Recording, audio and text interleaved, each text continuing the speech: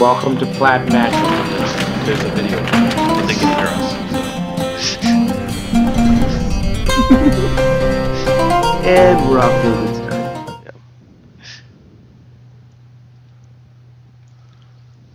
Yeah.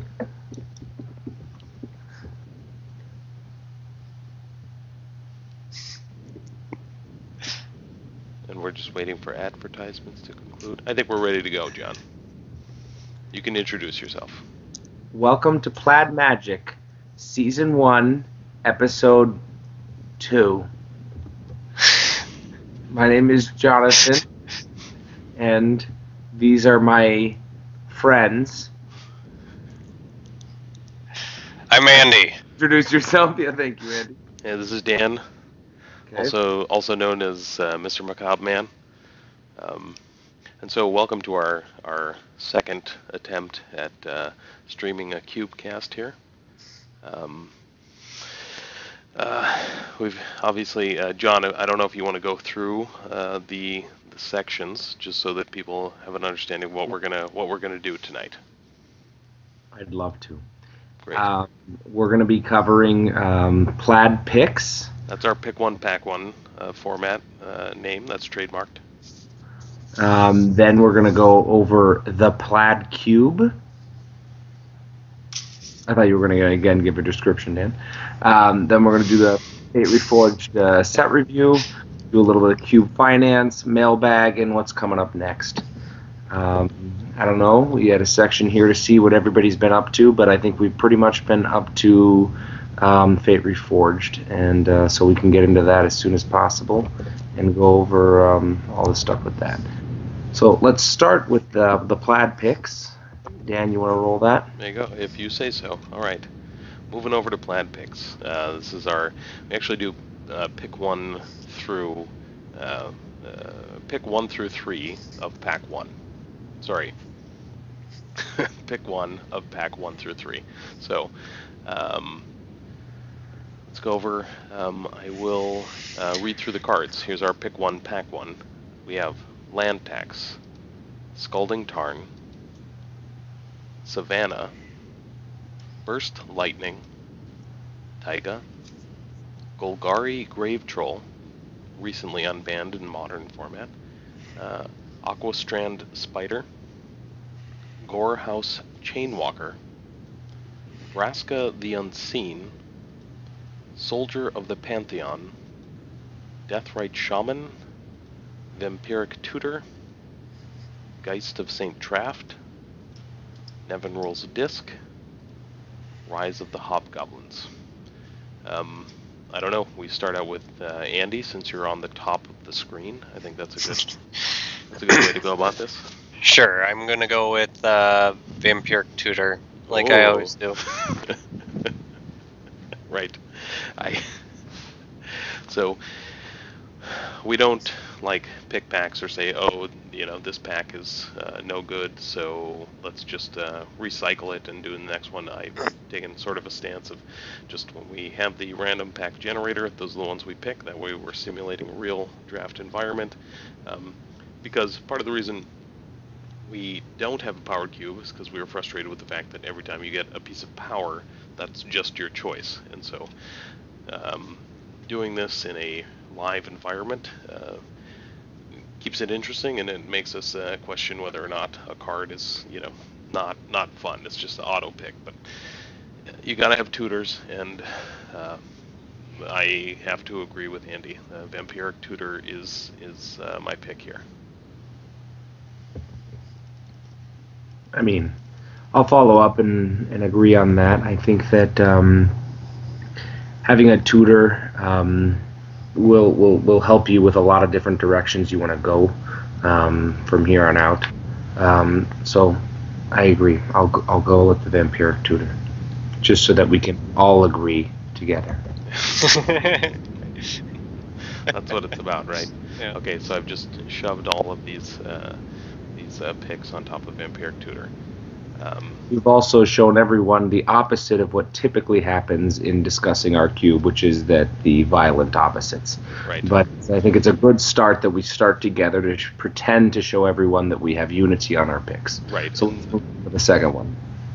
for those of you who haven't caught any of our previous podcasts, at some point generally I become verbally abusive to the other cast members. So I've sworn to not do that. I'm wearing a tie here, trying to keep it professional. Okay, let's move to pick one, pack two. Heyo.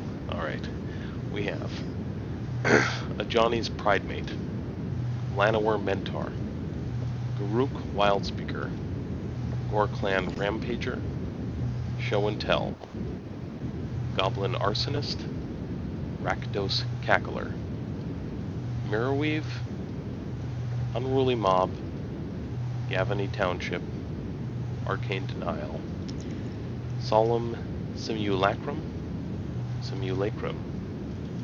Triskelion, Blood Ogre. Alright, Andy? You want to switch it up? We pick a different person every time, or you're happy to take the first you one? go, Dan.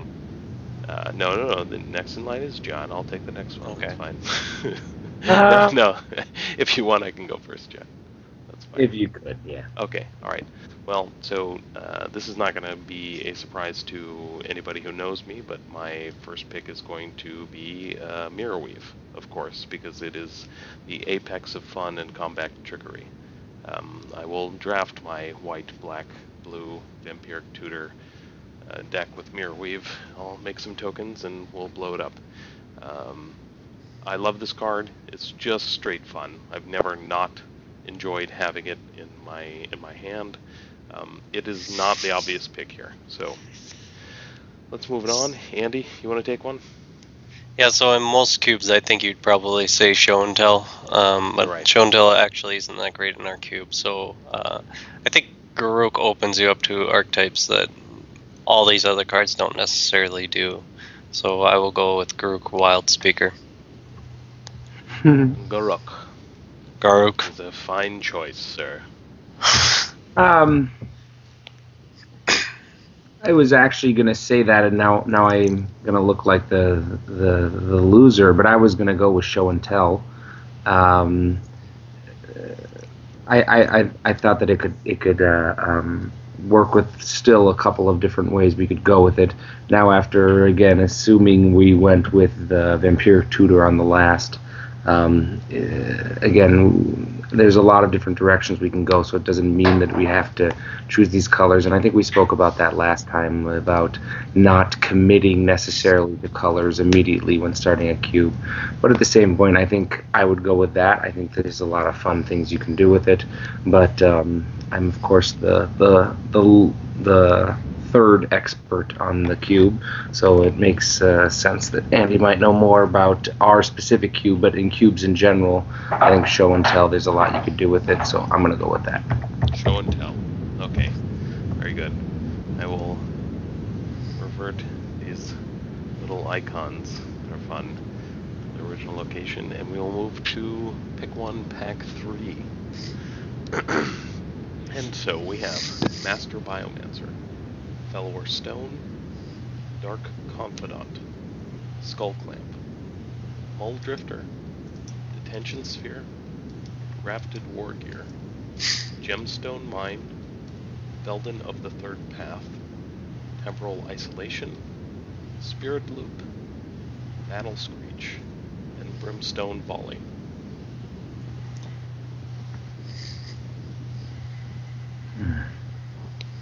I can't go first, I'm sorry.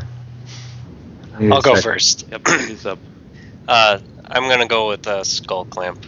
Seems fairly easy on that one, Right. I think. Yeah, you are correct. This is sort of lame, so I will say that so keeping in mind, I was trying to keep in mind our packs before, so I went with the Mirrorweave pick, which was my oddball pick, and Vampiric Tutor, so I'm not really heavily committed any specific way, but I don't think you can choose anything but Skull Clamp in here. There is an argument, Velden of the Third Path is one of the coolest cards that I played with, and it's new, so that's appealing to me. But I guess, I mean, straight value, you just have to pick the Skull Clamp here. I think that's just, sort of a rule of thumb, but yeah. You should pick something else now. Well, I give us across the top. 2 out of the 3 we all agree. It's ironic because, like I said, if people haven't seen our podcast before, it's not very common that we agree. I'm going to do Dark Confidant, just because I like the image on the card. I'm gonna go with that. There's a couple of other reasons you can do it, and that's why I do it. I think I would actually go with it. I mean, it's not a joke. I think I would go with that. That would be my primary reason, but there's a couple other reasons too. So, all right, let's move on. Okay, we're going to move on, and what's the next thing we're moving on to here?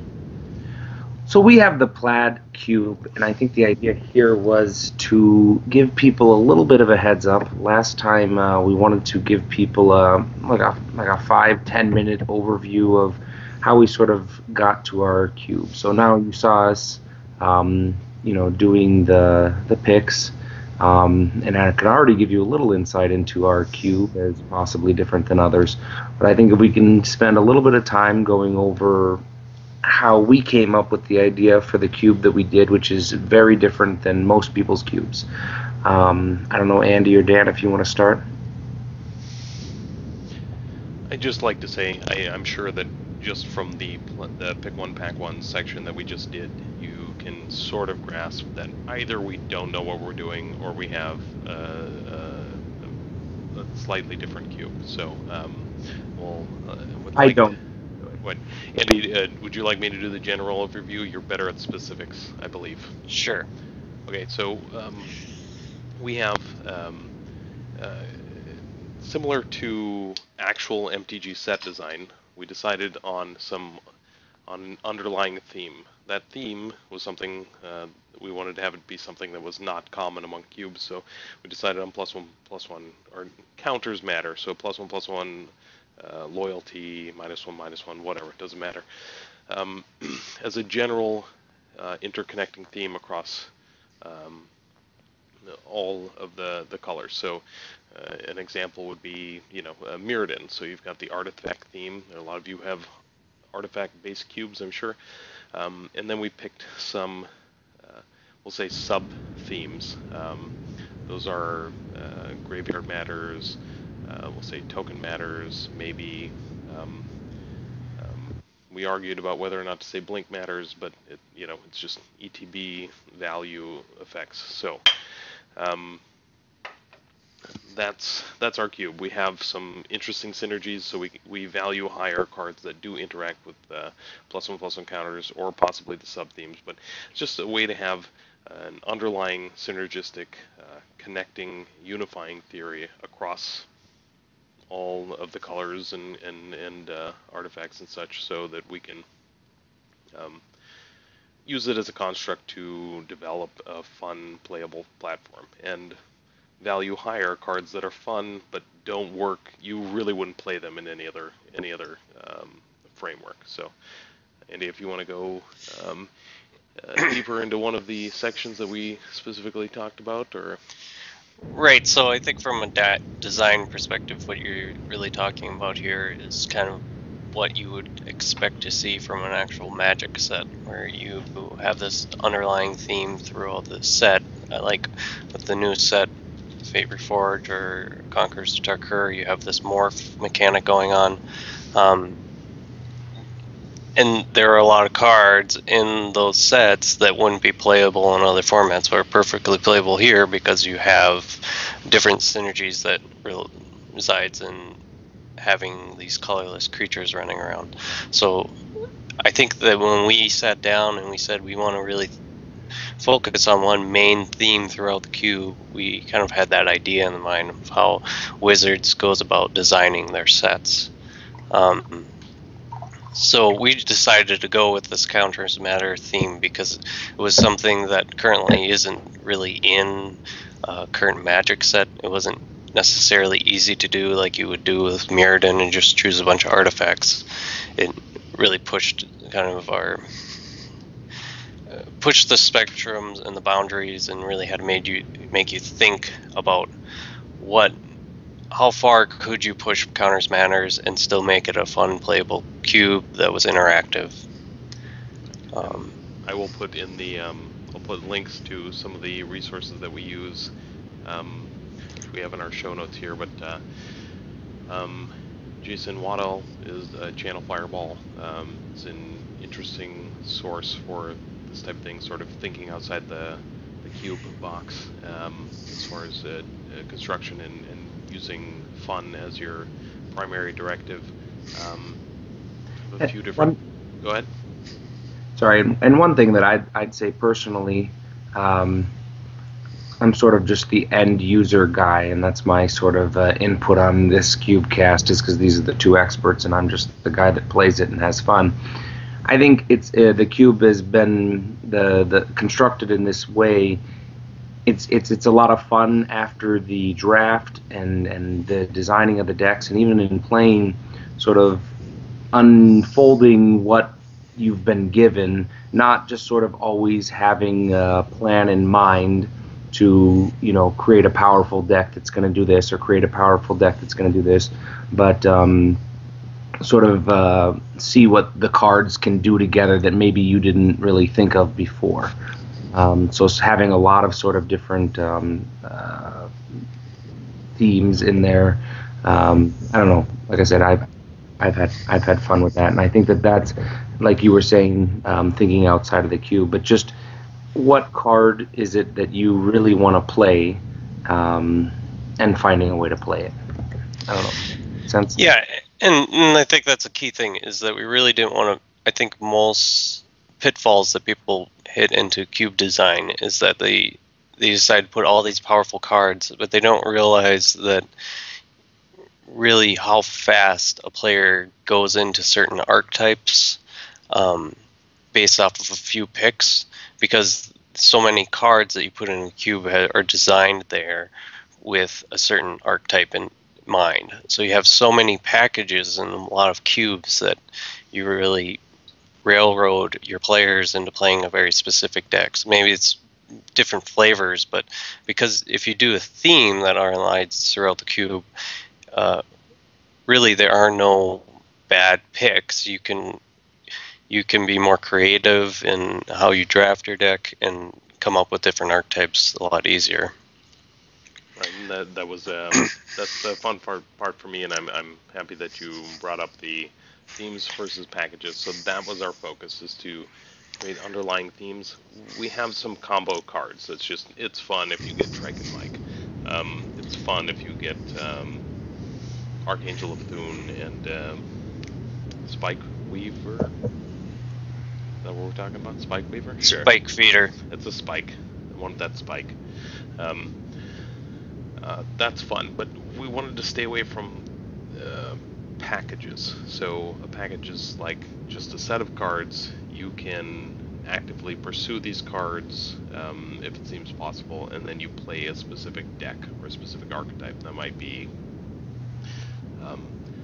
Storm. That might be, I don't know. There's quite a few examples of people know what packages are. So the recurring nightmare package. There's all kinds of stuff. Well, I think a more recent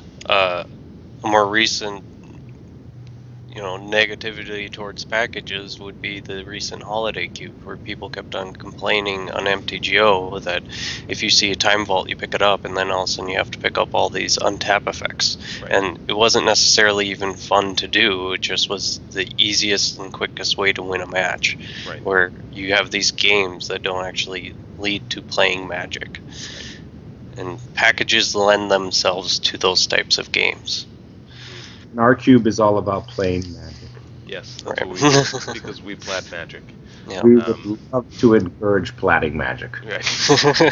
Real hard. Real hard. All right, I think that's enough with that. And Dan, I know that Dan or Andy, you guys were, obviously going to post. If you we already have, of course, posted what's in our cube currently, and letting people know about that, and people can start to delve into that and if they want to.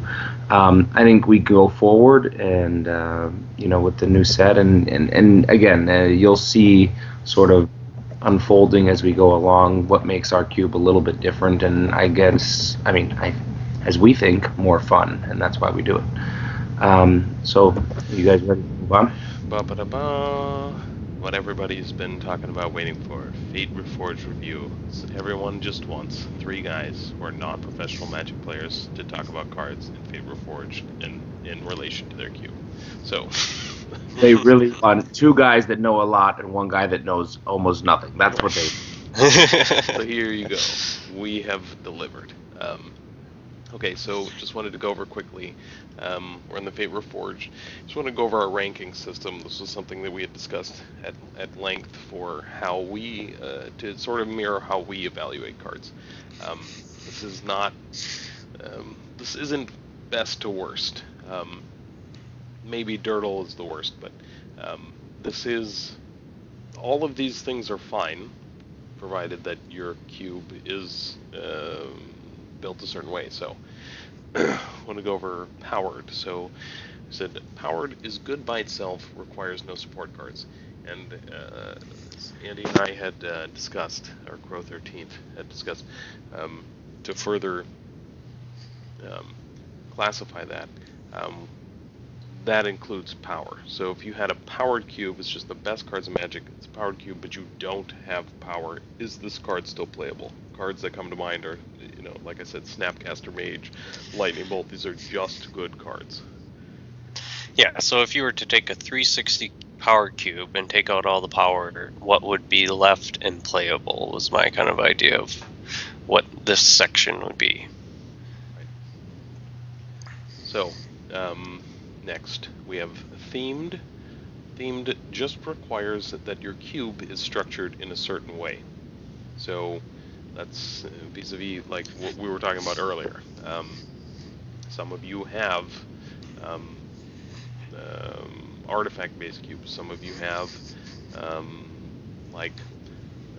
block cubes. You might have Ravnica plus Return to Ravnica cubes. So there are cards that slip into there.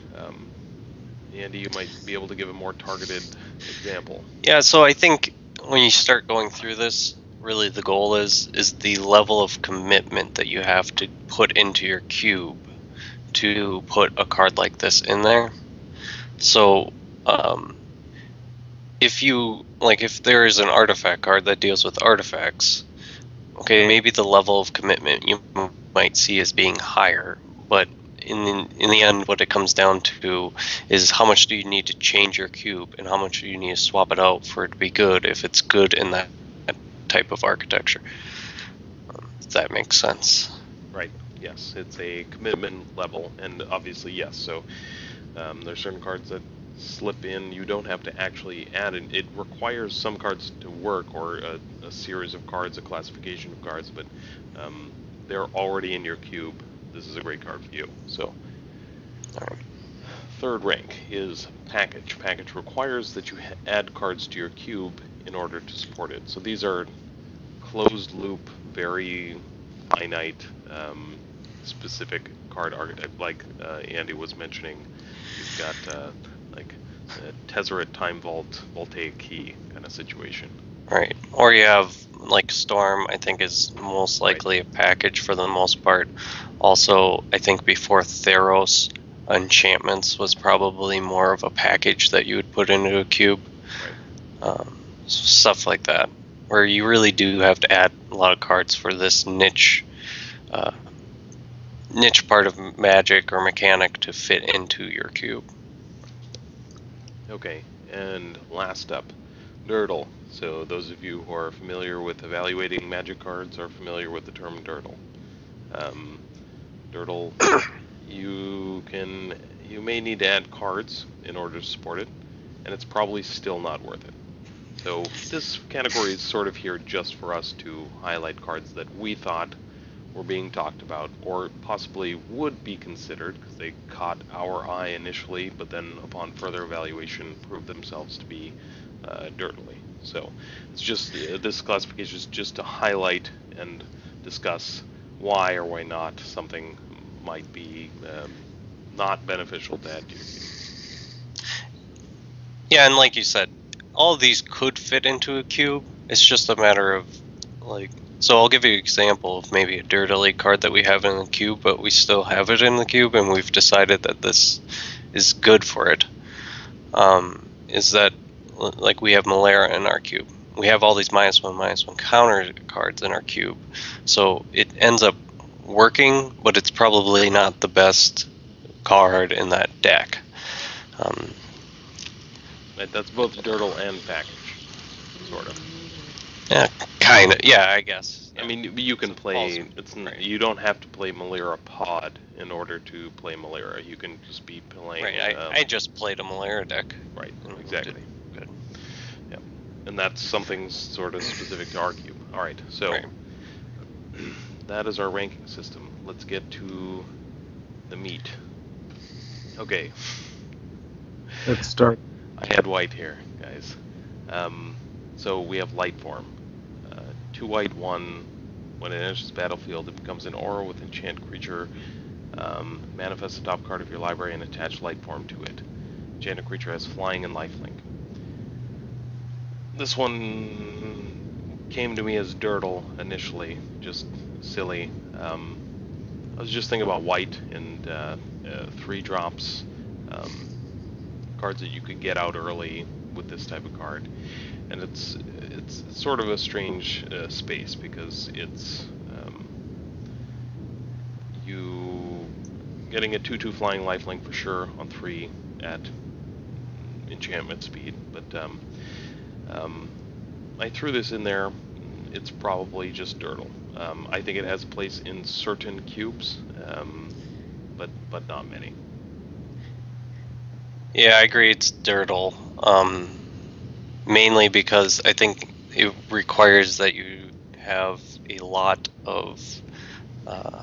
It requires that you have a lot of creatures in your cube, and it's probably just not even worth it. Even if you do, if you have some sort of aura theme in your cube, it might be all right. But I still think you have to work a lot for this card to match up to the power level of any cube that's going to be played in.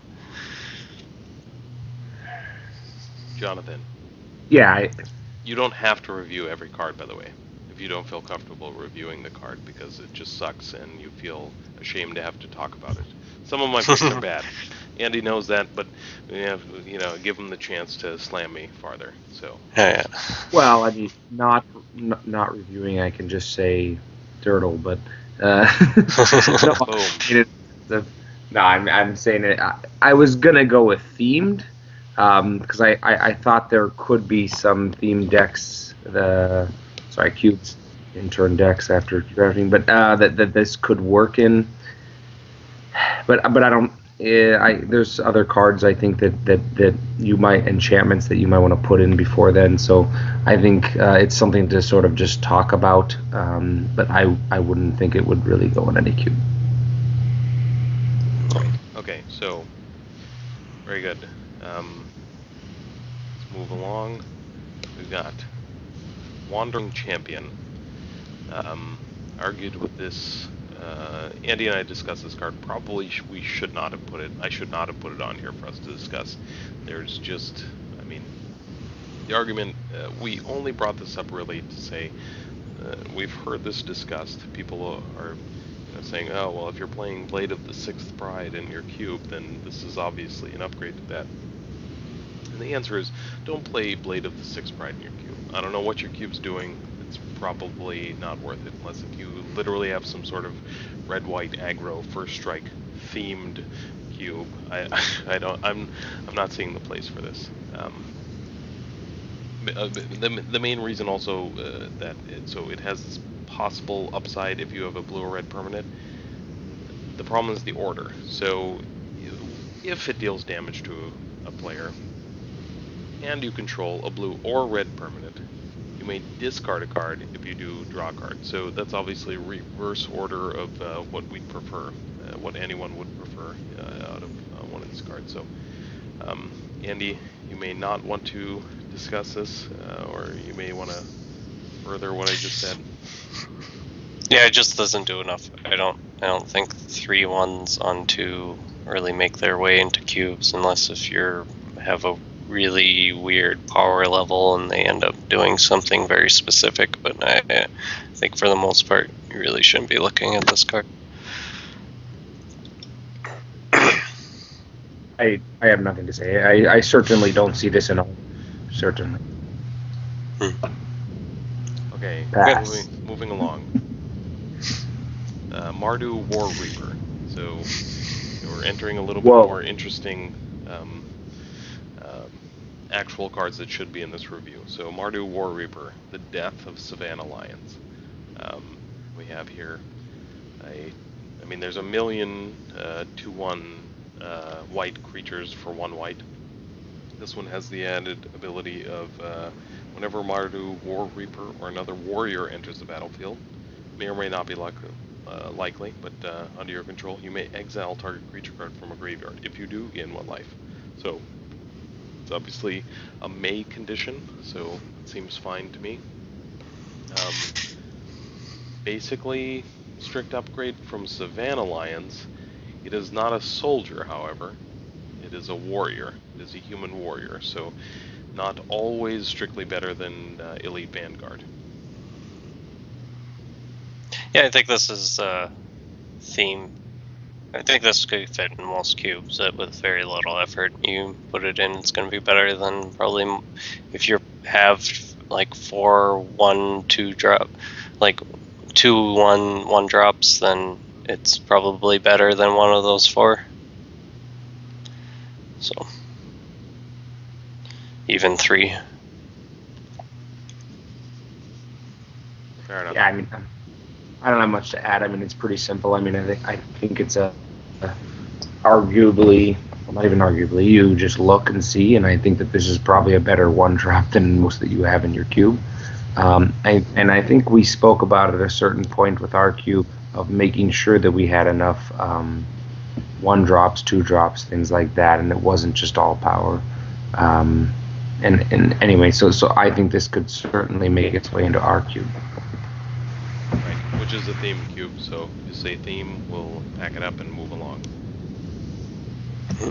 Theme. Yeah, I mean, you're not necessarily throwing... I think this card will make its way into many powered cubes, but it's not necessarily there.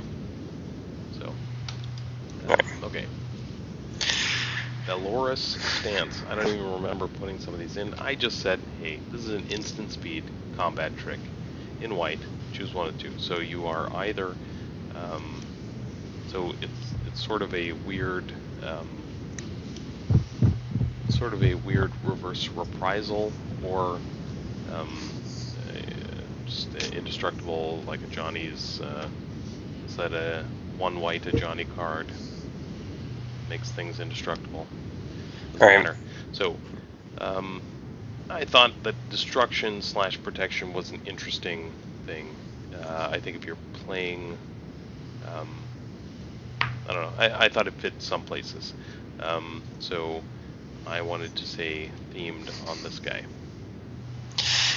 Yeah, I think the effect of being able to have multiple effects on 1 card, you can see like with split cards that came out in RTR, it's a lot more powerful than you give it credit for. So I do agree. I think it's probably not going to make its way in most cubes, but probably should be reconsidered, even over some of the more powerful removal in white, just because the ability to give that option is a lot more powerful than what I think people give it credit for. So my concern here, and maybe it's the same for you, but what I did do was misevaluate this card because I didn't realize it was talking about the butt.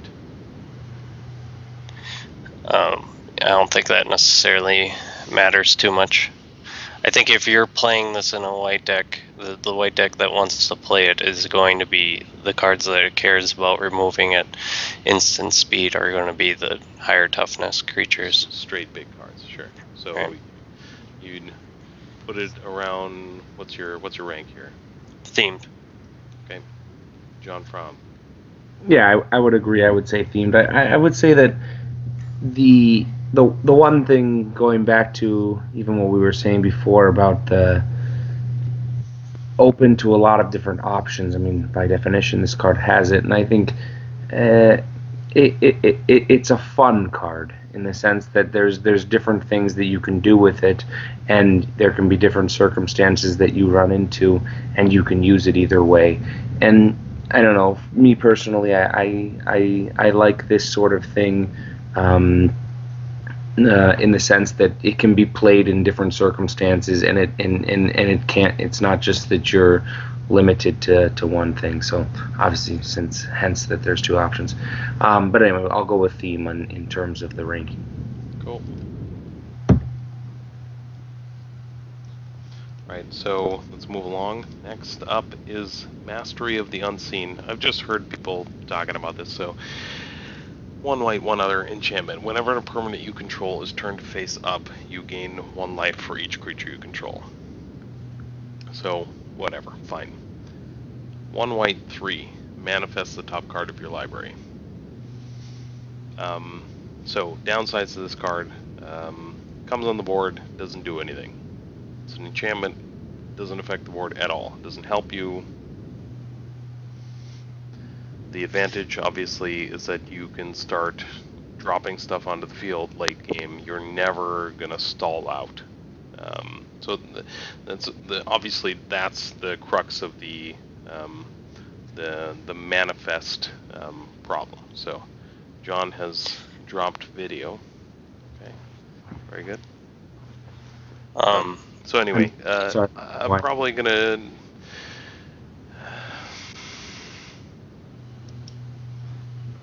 I don't know. So I guess I'm gonna say Dirtle. I guess I'll Dirtle this. I just want to throw it out there, but that was my thinking behind this. Maybe it really is more of like theme, like. But no, this is Dirtle. I think people are giving way too much credit to Manifest in the sense that they don't take into account the times when they can't turn it up. So cards like this that enable Manifest, but it has to deal with you flipping the card face up, and then only gaining 1 life for each creature you control. It really just doesn't do enough. If you have some sort of morph theme or manifest theme in your cube, I don't think it's like we said, you can add all these cards in your cube and it's still not the best one to go in there. Right. Yeah, I mean, the card just simply isn't good enough even to put it in his package, in the sense that, you could, as Andy was alluding, you could, you build a manifest deck cube, or anyway, it's a dirtle in my mind. All right. It's a dirty dirt. I do think that morph is an interesting thing to base a cube on, and would be an interesting theme to go into. I will make that point, though.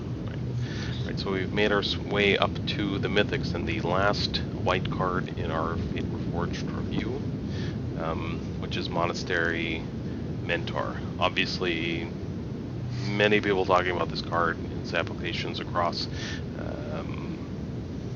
the possibility in Modern, the similarities to Young Pyromancer are being drawn. So, what do we have here? We have a 3-drop 2/2, as opposed to the Young Pyromancer 2-drop 1/1. It has prowess, so non-creature cards cast give it +1/+1 until end of turn. Whenever you cast a non-creature spell, so i.e. whenever you have activated its prowess, you also get a 1/1 white monk creature token with prowess into the battlefield. So the first time I read this, I didn't realize that prowess was included in the tokens. That kicks it over the top for me to say that this is at least a theme. It's a themed card. So do you have the non-creature spells to support this? If you do, this is probably a good include. Yeah, I think this is probably the first one we disagree on so far. I think this one's dirtily. It's in the wrong colors. It's not. White typically doesn't have the spells to really work with it, and even if you did do your cube in that way, it's not going to be the most powerful card in your Not most powerful card in that niche.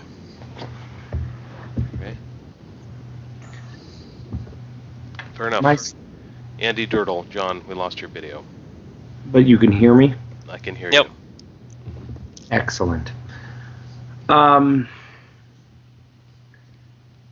Yeah, I'm sorry. I'm trying to understand exactly if we're talking, because a lot of times I can only think about R-Cube, and Andy's comment about if we have enough spells in here that will help it. I think the concept that we have, we spoke about before, I don't know if we did when we were talking about R-Cube specifically, that we have two color combinations. I think there's a place in our cube for this. I think there's a place in other cubes for this card.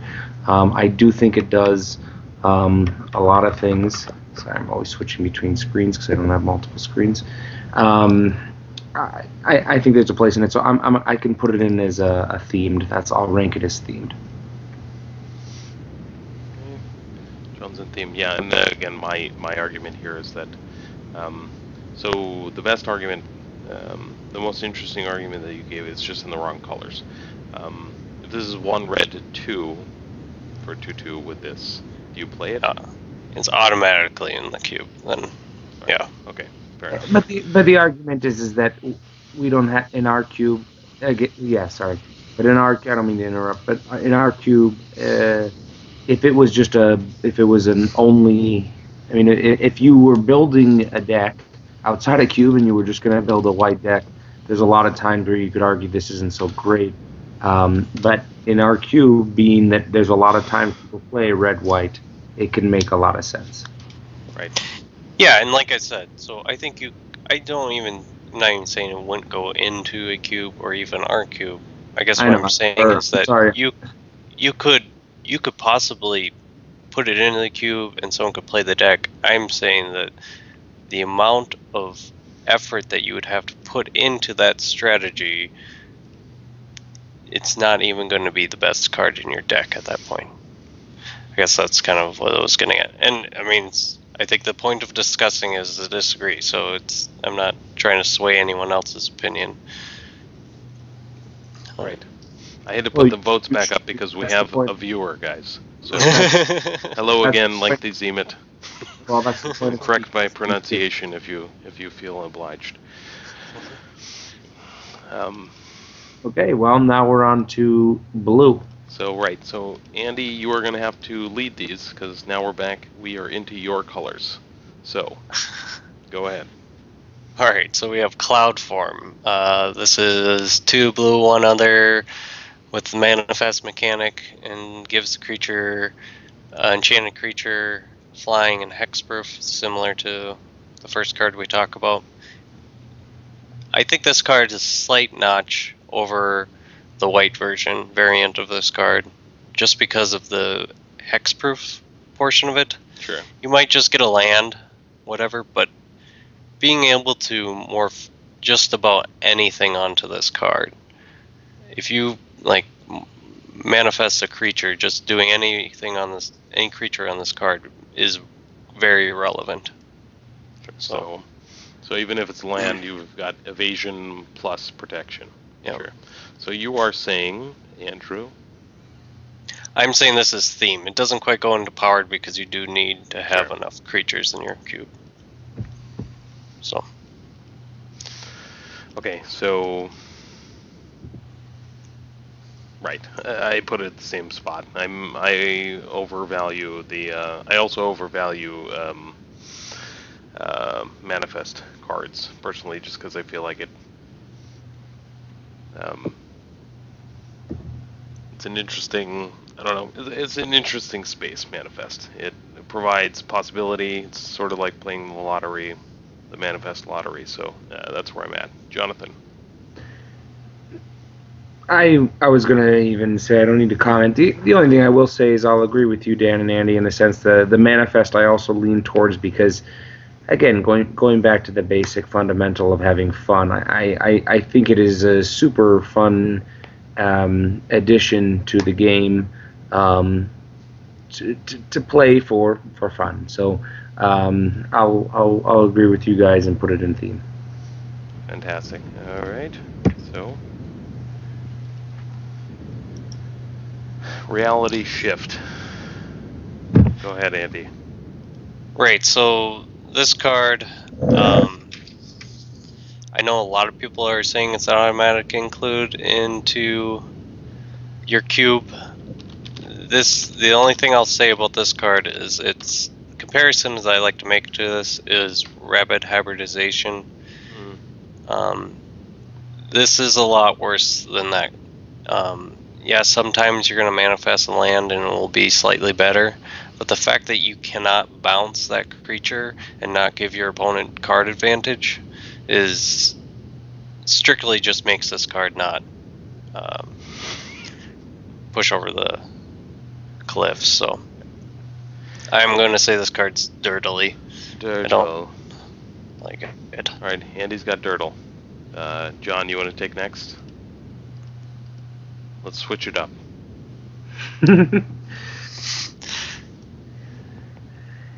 Yeah. I just feel like you feel bad when there's uniformity on the review of a card, and you have to pick the same thing that both of us picked. Continue. I'm just saying, I feel like you feel pressure to do it, even if you like a card, just because two people have already voted, and it's an unfair advantage for Andy and I to just be battling against each other, and then we leave you. I also it's an unfair advantage that you guys are geniuses on magic. We're magicians. You are two magicians, and I just like to watch and awe. No, in all seriousness, I think that this in blue is a little interesting. To argue that it's better than any other card, meaning an instant add to a cube, is I think a little bit stretched. I could see it going in, dependent upon the style, but I'll say Dirtle because I'll say that people are talking about this card in terms of adding it to a cube just because it's come out, not because it's the best one of its nature in terms of exiling target creature. So you're going with package, you said? Sure, yeah. Or I'll Dirtle. Because I haven't gone with package before, and I think that's a package. I think we need more packages in this. We do need more packages up here. Right. Need some sort of package. I would sort of actually agree with that. So this actually,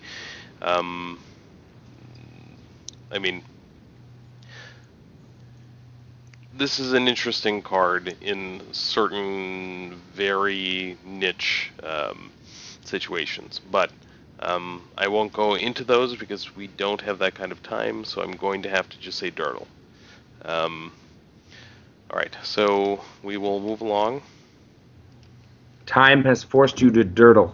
Yes. We don't want to Dirtle our cast. You got a hashtag Classic John for drinking that wine from the chat group. Thank you, Lengthy Zemet.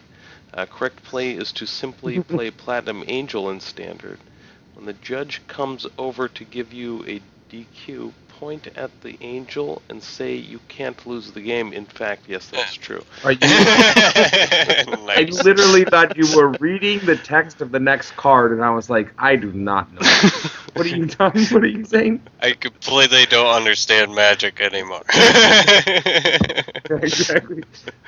Right. Yes, this whole manifest conundrum, manifest versus morph versus life. Yeah. Many things. Okay, Andrew, let's take Alicia's Vanguard. Alicia's Vanguard? Is that the next card? No, you missed... What are you talking Monastery about? Siege. I'm sorry. I'm clicking back. Yes, I missed Monastery Siege. You really hate that card this much, Dan? Yeah, well, yeah, I keep going back and forth on this card. It's being talked about, so let's talk about it. Right, so this card, when I was comparing it to any card that's currently out there, is the one thing I'm going to note. It's a lot like Anvil Borgadin in a certain sense. It is not like Fire Casino Arena. Correct. Drawing a card, gain 1 life is a lot different than drawing and discarding. But the one thing I'll note is that I keep going back and forth on if you would ever do both of these. You would ever choose cons or dragons, like which one's more powerful? And because I keep on thinking maybe you'd mostly go cons, but every once in a while I'm thinking, well, dragons is actually a lot more powerful because it is all permanence in your cube. So I think if your cube's structured a certain way, this is definitely theme, and I think it's interesting enough that should fit in most cubes. Right.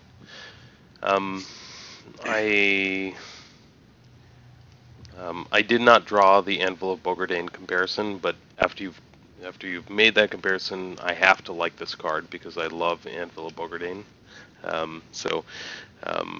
Andy, what is your actual vote, though? You're gonna say I said themes. Themed, sure.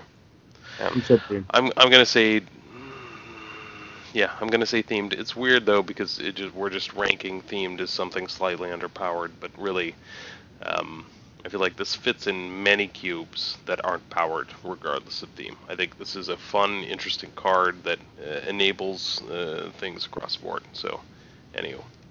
Yeah, I don't want to rock the boat here, but I think that we need to review our ranking system. We went through the entire set and picked out all the cards we thought were interesting. In other words, themed. But anyway. Right.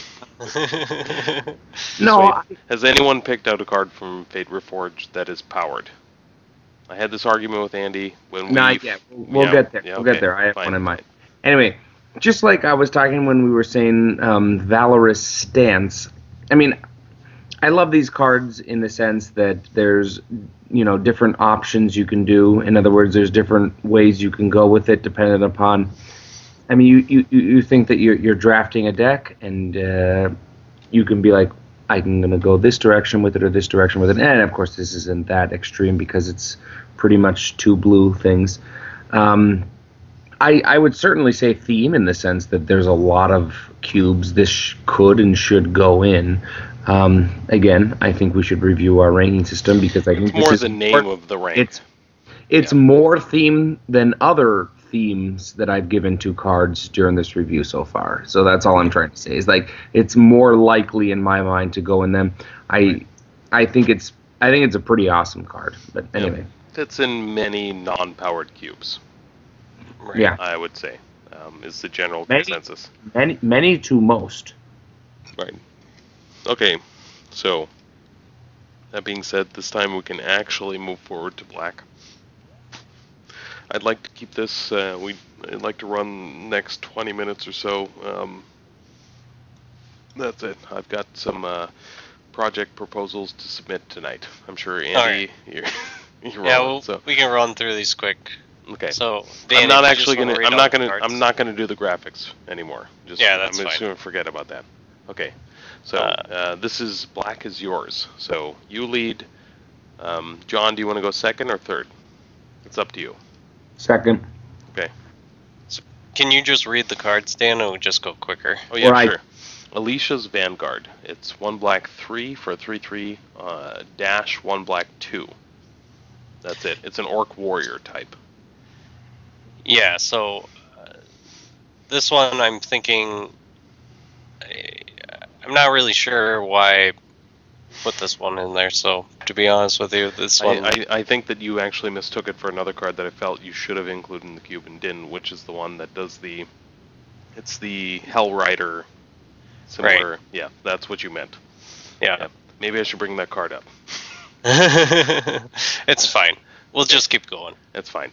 You guys, anybody who's watching, which is exactly one person, there is the black card that has dash. That is, opponents lose life, you gain a life. So that's it. It's a drain life dash card, similar along the vein of Hell Rider. So next up here, Sultai Emissary. That is 1 black 1 for a 1/1. When Sultai Emissary dies, manifest the top card of your library. So interesting comparisons here. Yeah, so the one thing I'll say, the only reason why I brought this one up is that currently, because we have the +1/+1 counter matters, or counters matters in our cube, we still have Butcher Ghoul in there for some reason. I think this might be strictly better, even with the counters matter. And I'm almost thinking that we need to take out Butcher Ghoul out of our cube. I guess that's the only reason why I put this one out. I think Butcher Ghoul should come out. I was just about to say, it's funny because you looked at this card and you're like, this card isn't that great, but it's better than that. But why is that in our cube? I mean, it's a fine card. I don't know if I think that it really would reasonably be in most cubes. I'd have to say it's package.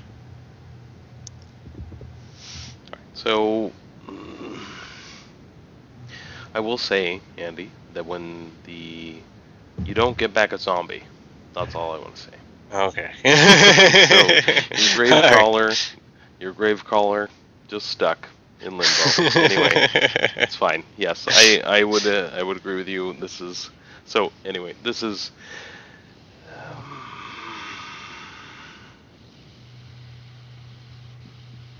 Anyways, in general, this is Dirtle, but it works for our cube probably. This is a Dirtly card that happens to maybe work in our cube. Well, and that's why me, in my misunderstanding of our ranking system, chose 3 out of 4. So this is an A. You chose. This is a K. This is a K or a J. Yes. Yeah. Right. All right. Okay. Next card. We have a ranking system in which they don't relate to each other. Yep. Okay. Very good. Soul Flare. This is a card that John, I feel like you should review first, but Andy will because he picked it. I would only review the art. Okay. I think that this is Dirtle. I think you have to work way too hard for this card to be good, and even if it is, it's contradicting in its abilities. Like, you don't want to cast it on 2, and the odds of this doing anything is pretty low.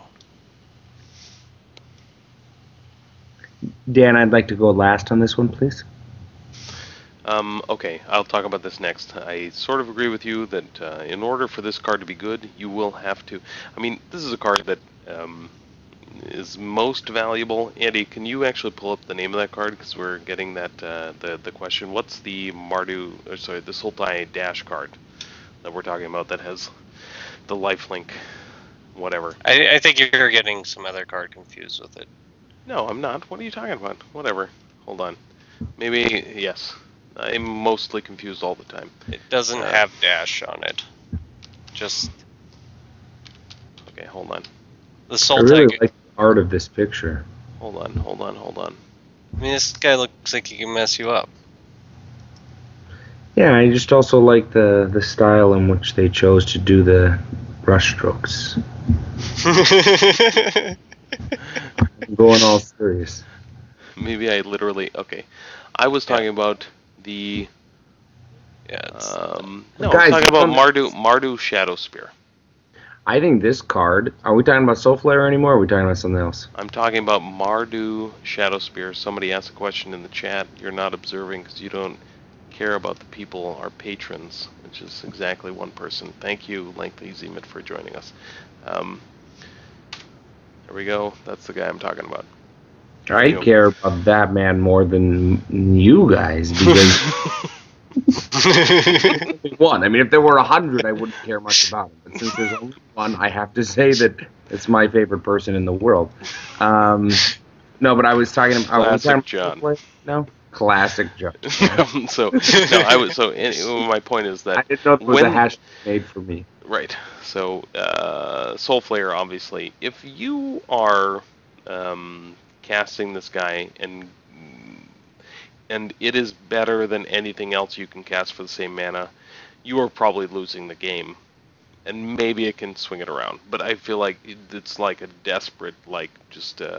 if you are drafting this card, you're sort of in despair about your draft. Well, so hold on, Dan. I think it's a perfect time for me to come in. When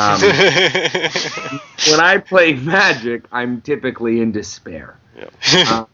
So I really like this card. One of the few I really liked because I thought there was a lot of fun there. I thought there were a lot of opportunities for the end of the game, and I guess the last time we played a cube, through a series of events, was winning different ways that I didn't know that it was going to happen. So I like this card a lot. We're talking about a 4/4 for 6, where you delve one card and it's already standard cost, and then maybe it gives your gentleman some abilities. I don't know. I don't know. I like it because it's fun. Again, I keep going back to that. Maybe I shouldn't. Maybe I should get more serious in my Magic play. But at the same point, I don't know. I really like it. I think it's themed. I'm going to say theme. Again, don't understand our ranking system, but I'm going to pretend I do. I'm going to say theme in the sense that it can. There are certain cube types that have creatures that would likely be in your graveyard that you would want to exile, Dan. That's what I'm going to say. You guys are, of course, disagree with me. I heard the criticisms as I was giving my explanation, but that's it. So thank you. So, Durdle themed. Okay. Durdle, awesome fucking card. Right now. Next guy, Mardu Strike Leader. Andy, you up? Classic John with some wine. What is that? Are we? Is this Merlot? I'm actually earlier this evening. I was doing a Cabernet Sauvignon, and I moved on to a 2012 vintage Malbec. Oh, Nice. okay. I thought it could also be a Pinot Noir. No. No Pinot tonight. I love mispronouncing wine. Okay. Anyway, Andy, continue. So the comparisons I drew from Sorry, this I one brought is... the quality of this cube cast down dramatically. That's why you're here. Involved, specifically like caster. I'm sorry for being a jerk off. Anyway, Andy, please. So my comparison to this card is somewhere between Penumbra Bobcats and Pack Rats. Like, this card is either going to take over a game, or it's essentially just going to be a 2/1. I think a lot of people are talking about putting this card into the cubes, and I don't think this is going to do anything but get dashed in and then die, and you're stuck with a 2/1. So Durdle. So maybe I have a misunderstanding of K rank. Yeah, right, K to J. Question. I may, and I am ashamed to admit this, but may misunderstand dash. If I dash in with my 3/2 and it dies, does it not return to my hand? Is that a real thing? If it dies, it goes in your graveyard. Doesn't return to your hand. Why not? Because it's dead. Are you sure? I'm gonna like Twitter the Magic judges. I'm not sure. That was my understanding. I thought then I should remove half of the cards that I put in here. Red is full of dash, and that was my understanding, and that's totally wrong. Then I am not evaluating these cards correctly, and we're just gonna skip them. We're gonna skip every card that has dash on it. Because it only says from the battlefield to its owner's hand. Yes. Okay, we'll be skipping some cards. Very good. John's on the phone. Okay. Let's go to Crux of Fate. Whatever. This is pretty straightforward. Yeah.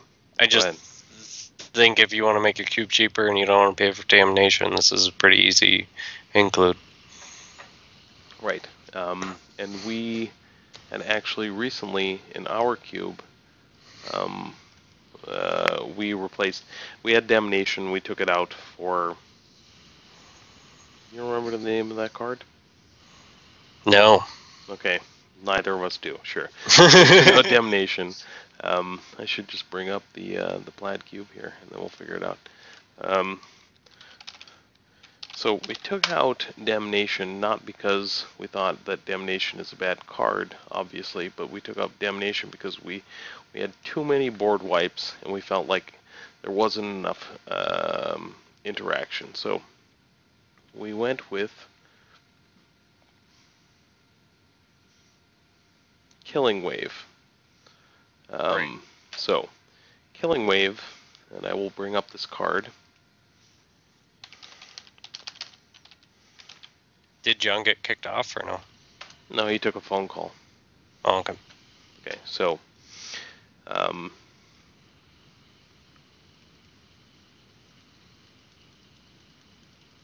Killing Wave, basically, 1 black X. So let's say we cast it for the same casting cost as Damnation. Then this card would read 2 black 2, if we were using the same mana.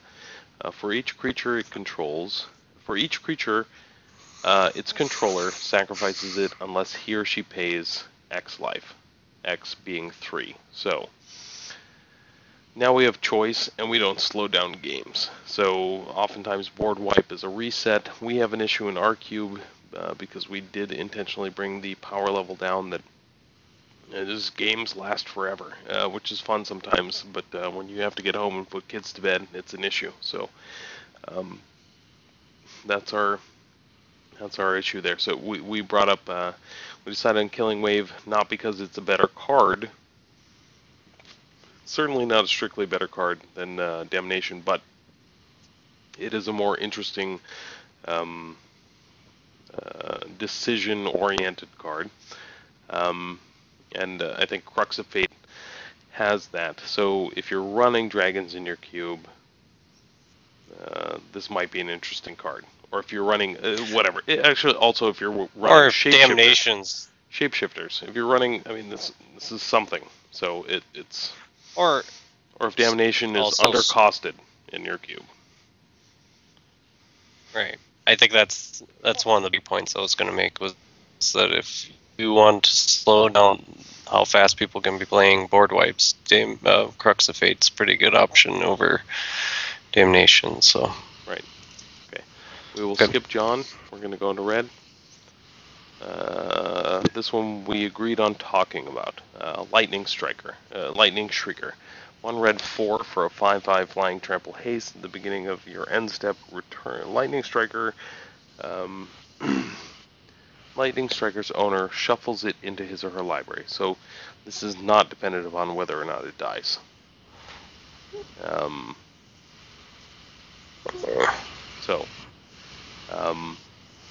I think it still does, but Really?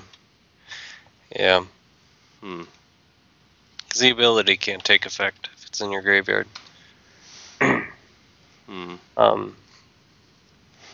I still think this one's kind of interesting. It's probably dirtily, but I think it's pretty fun. I just wanted to point it out as a fun card. It's not going to make it in most cubes, but Right.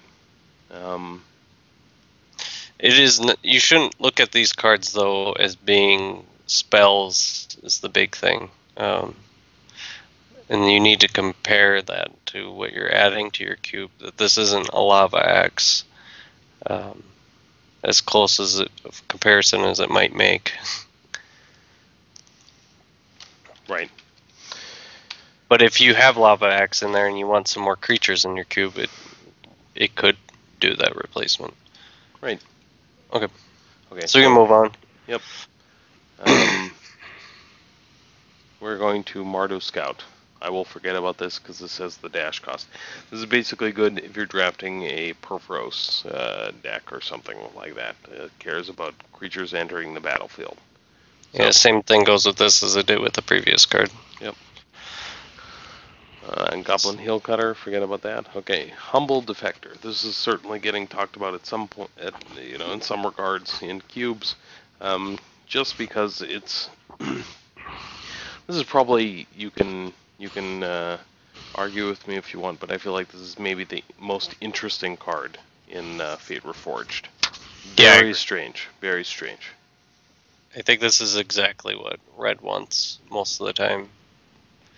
Is some something that can just put them on over the edge where they invested mana earlier, that they maybe attacked a few times if they were open, and towards the end when they're, exhausted all their resources. I think this fits into so many cubes, and it really just helps red push into other directions other than just being mono red. Right. Okay. So I would say, when do you put this into your cube? Is the question I asked when I saw this card. What cube wants this? I honestly think you put it in any cube. I think the interaction between the players it causes a lot. It's a lot of fun, I think.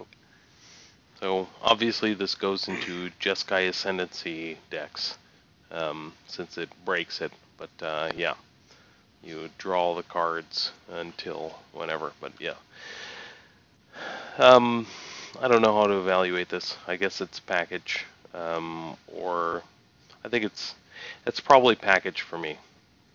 Yeah, it's probably package, I guess. Yeah. Okay, Vault Breaker.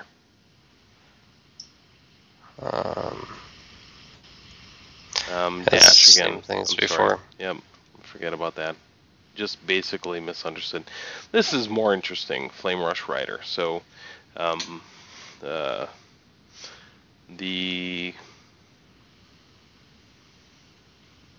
feel like this is this was a better card before I reread it, and it said copy of another target attacking creature. So that's the issue there. So it is a creature, you have to copy a creature you control that is not Flame Rush Rider. So you have to have another creature in play that's worth copying, etc., etc. Probably Dirtle. Yeah, Dirtle. Yep. If it had haste, it would be different, obviously. Sure. Like if it could haste without the dash. Yeah. Right. Flamewake Phoenix. I put this one in there for you. Yeah, I think this card goes in a lot more. Like, this is exactly what any cube that doesn't want to play Chandra's Phoenix wants to play. I know the power 4 or greater doesn't typically fit into what Red's doing, but especially in our cube, I think this is exactly what we want to do with it. People are undervaluing the ability to. I know you need to have 4 greater, but people are undervaluing the fact that you can just pay 1 red and then return it into the battlefield as haste. That's the upside. The problem with this card I see is that this is a card that probably. My concern about this card is that it becomes a trap. So this is one of your top. This is not a pick one, pack one. You're probably 5 cards in, and then you sort of shift and gear yourself towards supporting this card. And I am concerned that it's not worth it.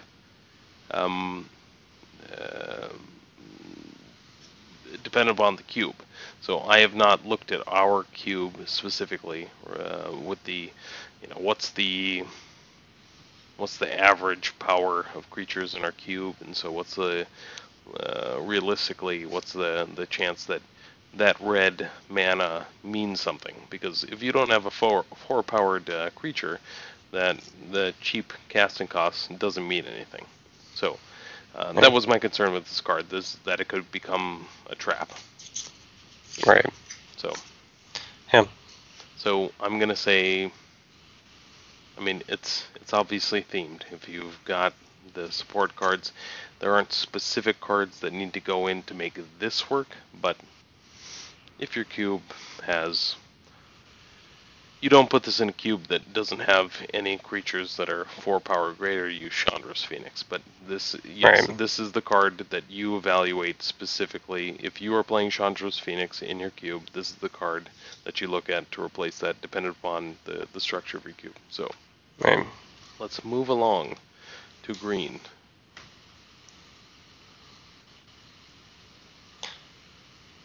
So we have Timur Sabertooth. This is 2 green, 2 for a 4/3 creature cat. 1 green, 1. Activated ability.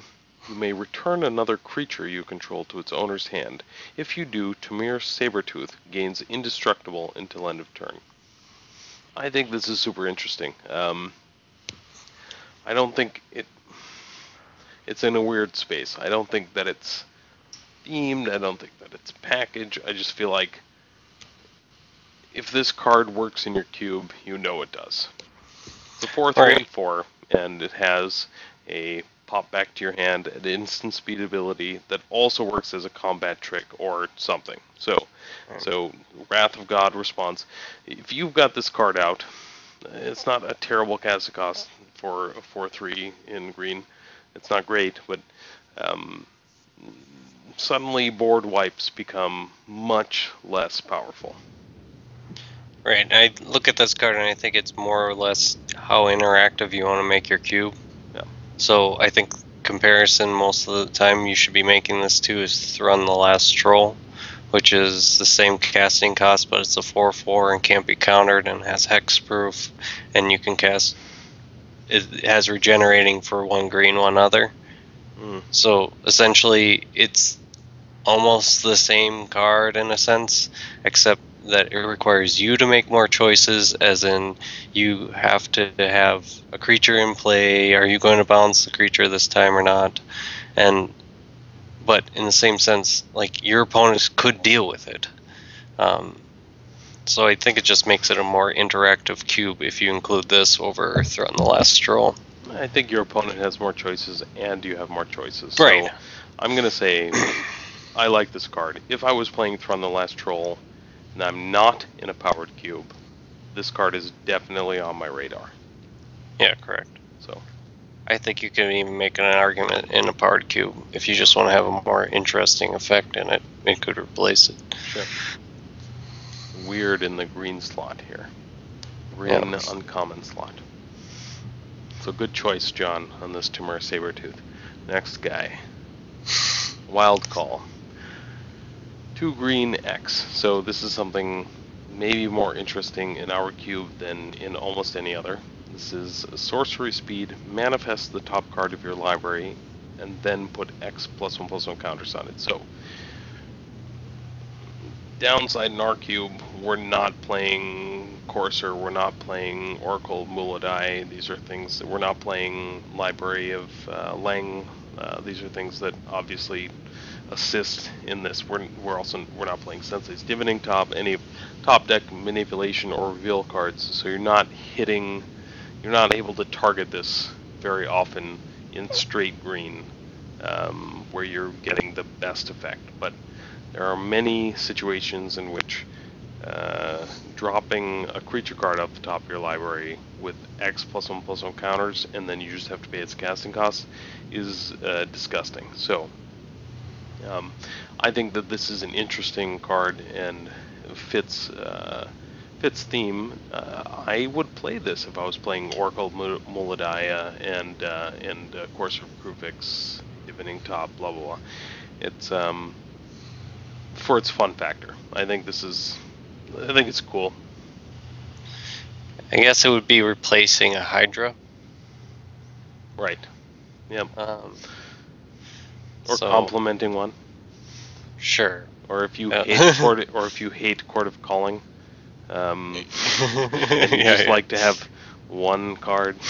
Yeah. Right. So I think that's what you gain from it. I don't think oftentimes, like I said, Manifest is so hard to evaluate. I feel like you're going to hit a land or something with my luck most of the time, and then it's just not doing anything. Yeah, I agree with Andy. I mean, I mean, Andy alluded before that maybe you have a manifest cube, or that's a theme in your cube, and so I mean it's interesting. I think without that, it's hard for me to think that this should go in your cube. It's a K rank. K to J.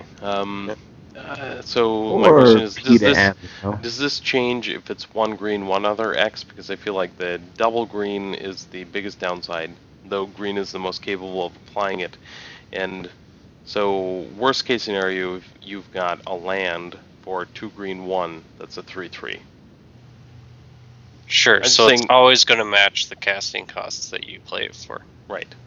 So that's not terrible. So I'm saying if there is something that cares about this, or some subset to help you pick the right card, and or a theme of cards that has that is would like to use manifest, a theme of creatures that would like to use manifest. This is it was just an interesting card. I thought at this cost, I thought it was interesting enough to discuss. Yep. So, yeah. Certainly. Okay. Wild call. Whisperwood Elemental. Andy, fine. I will agree. I'll just say Dirtle. What I was saying is that this is a nice late game running out of gas card for green. That was my idea.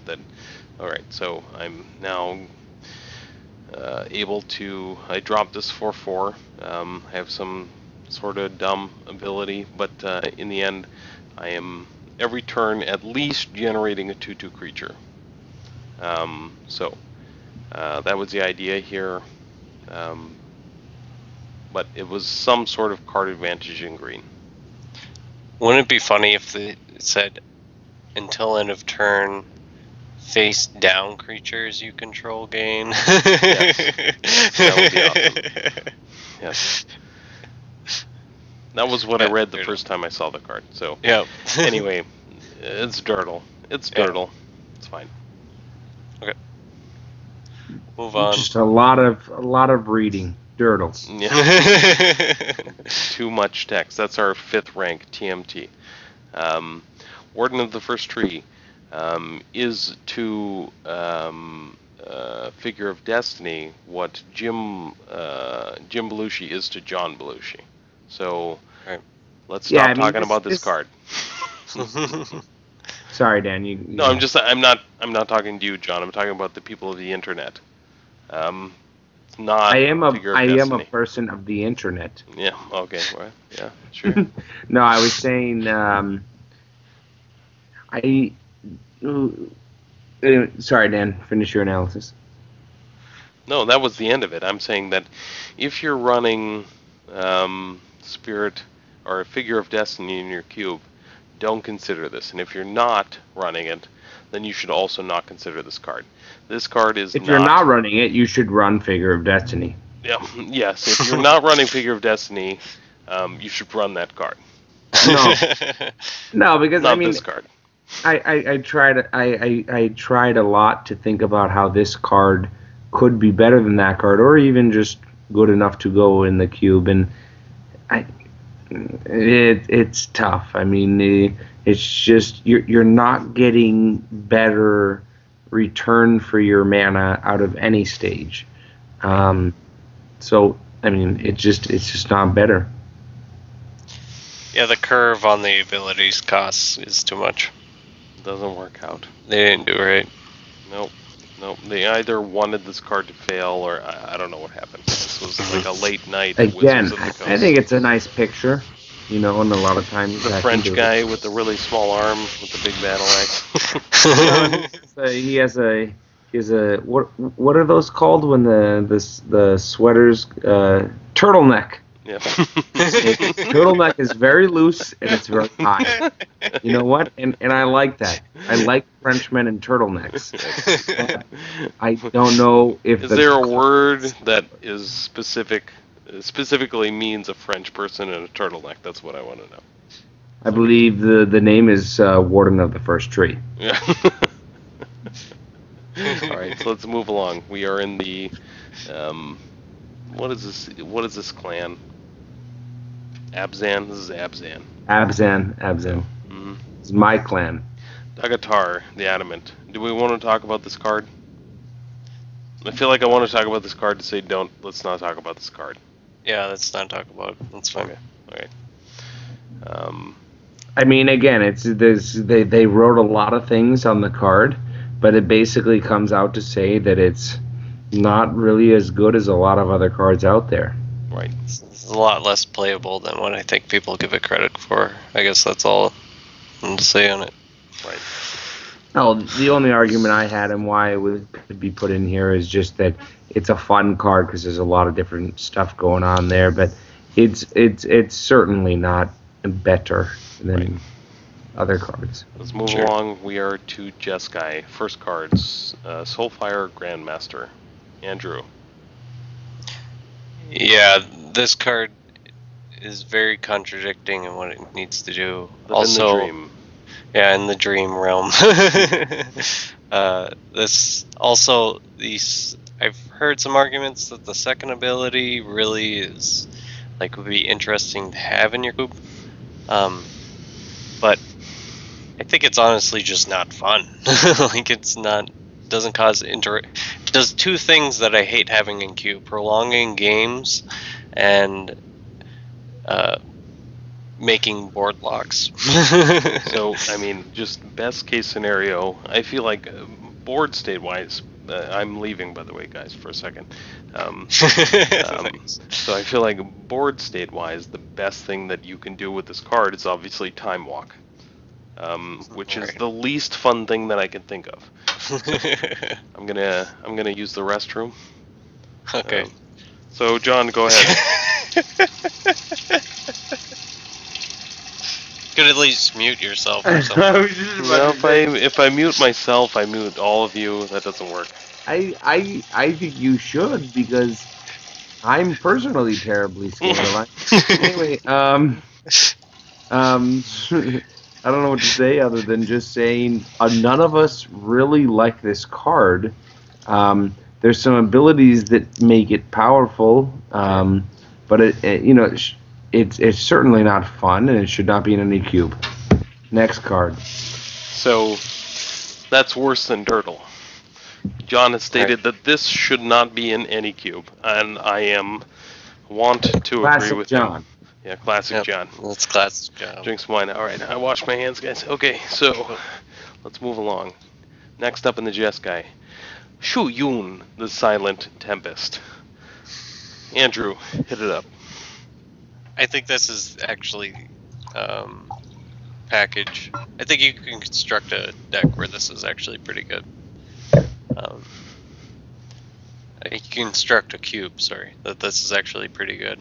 The combination of double strike and prowess on a reasonably costed creature, it's interesting.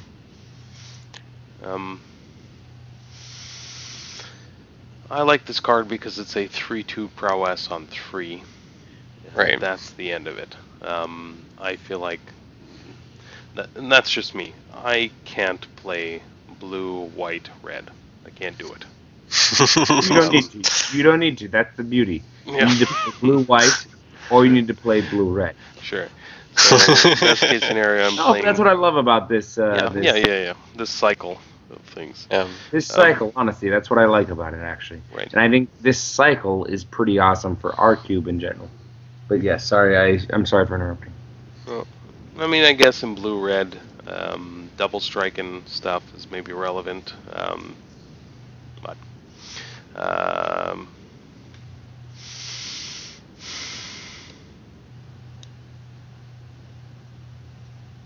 don't know. I wish we had a meh rank.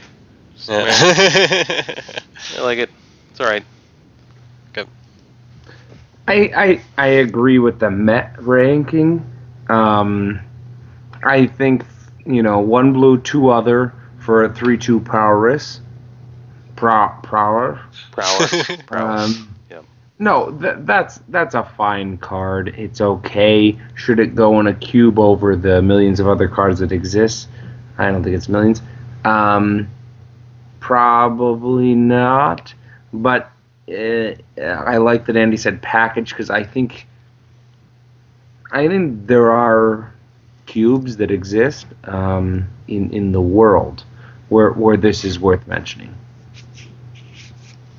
I mean, yeah. So I'm gonna go somewhere between package and which is I think Dan said. So I'm between the two of you, in whatever that realm is. Right, and obviously there's an argument to be made that, okay, so, alright, what's in the 3-drop slot in blue? Well, yeah, we were mentioning that before about, what was it, 3-1 drop for blue. I mean, sure, yeah. Yeah, so it's something. I think people can make a decision there. Well, and then the argument is obviously, whenever, if you're playing blue, there should be a couple of non-creature spells that you could play each turn.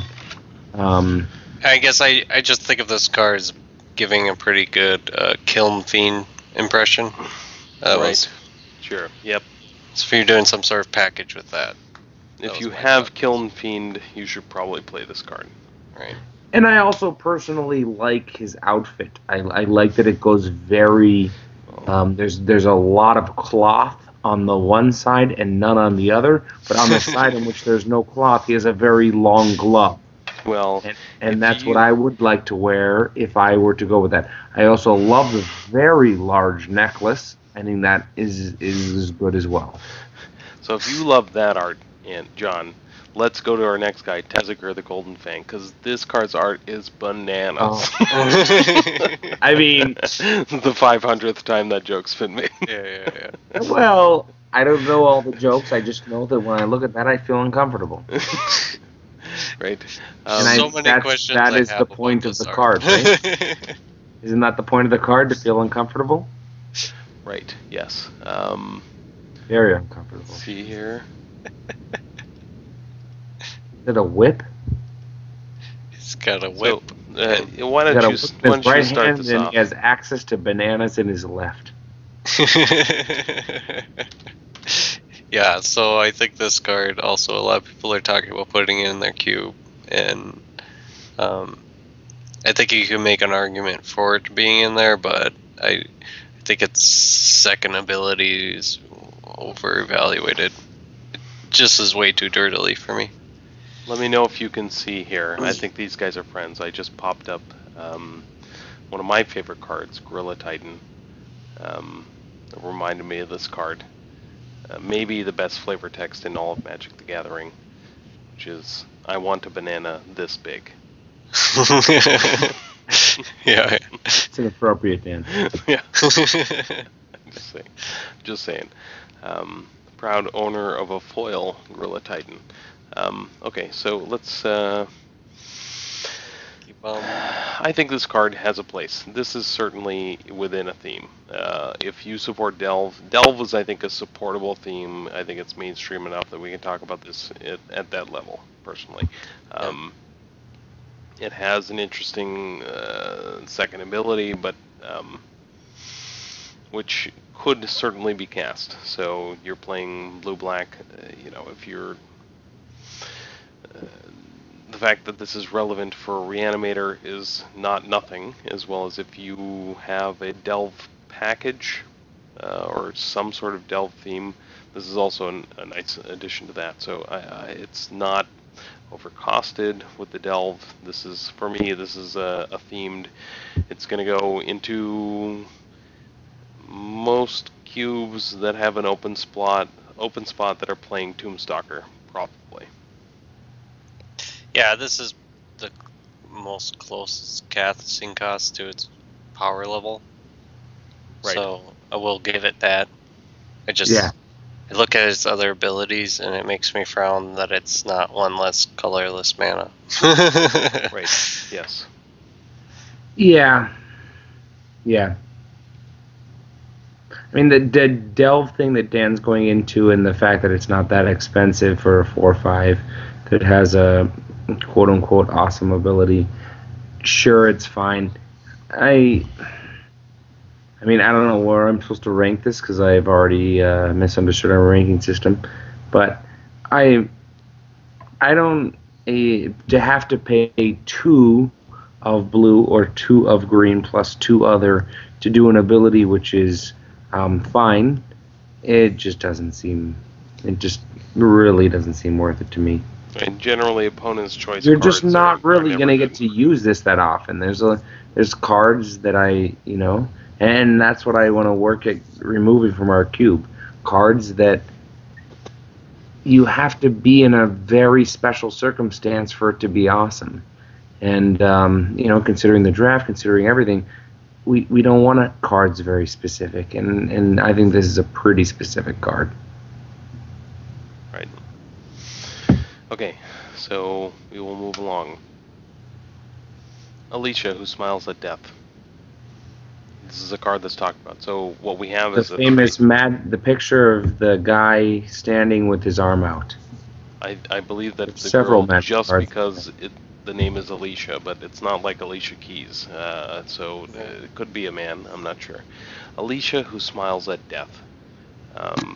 It is a 3/2 first strike on 3. It has some ability. It can return whenever it attacks. So you may pay 1 black, white, or 2 black-white hybrid. You should just say.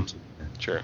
To return target creature with power 2 or less from your graveyard to the battlefield, tapped and attacking. So there's a small subset of cards that you want to be doing that with. But it exists.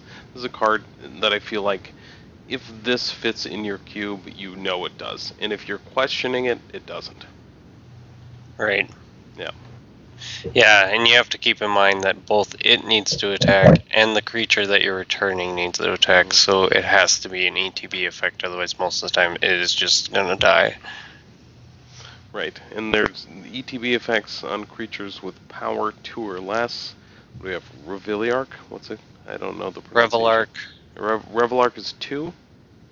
Yep. Okay, sure. So that's Revelarch is the big one. Yeah. Obviously, you could do Manowar or Necrotal or stuff like that. Siege Gang Commander, I think it's 2/2. Right. Yeah.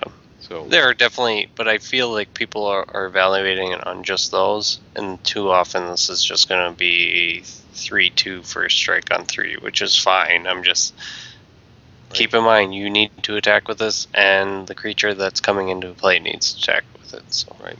So Wild in the Cattle, maybe your Curd Ape or something. Sure. I think Tarmogoyf in the graveyard retains its power and toughness because that's my understanding. That could be. Yeah, I believe so. We'll go to the judges for that one. Okay. John, do you like Alicia Keys? Well, I mean, I think the flavor text says it all. I mean, greet death with sword in hand. No, meaning you go to attack, and the guy comes back and he's I like it. I like it. I really do. I'm not gonna say it's phenomenal. I would say that there are a lot of cubes that this could go in. That's better than other cards that are equivalent. Sure, 3/2 first strike on 3 is already fine, but I think that ability can have a little bit of fun with it. I'll go with package. Yeah, so that's exactly. So if you look at this card and you say, I don't know what card I would swap out for this, it's probably not going in. So right. Sure, yeah. Anyway. The key is that it's a 3 drop, which I think why a lot of people are excited about. Right, yeah. Yep. It goes 1, 2, and then straight to 4. So in a red. There's not much there. It would be cool if it had haste. Yes. Yeah. Correct. That's where it is. This is a totally different card with haste. Brutal Horde Chief. I think this card is dirtily, but it's going to probably make it into our cube. The effect is really underrated, but the fact that we happen to have so many widespread tokens in our cube, this is what our red-black variant needs. So this is the Hell Rider card. Right. except it's not damage, it's life loss plus life gain, which is a swing, not often relevant, or in our cube, wanted. We don't like life gain in black in our cube. That's one of my concerns. There's not much, however. This isn't a life link, so that's a bigger difference. It's a choice card. So we got a 3/3 on 4.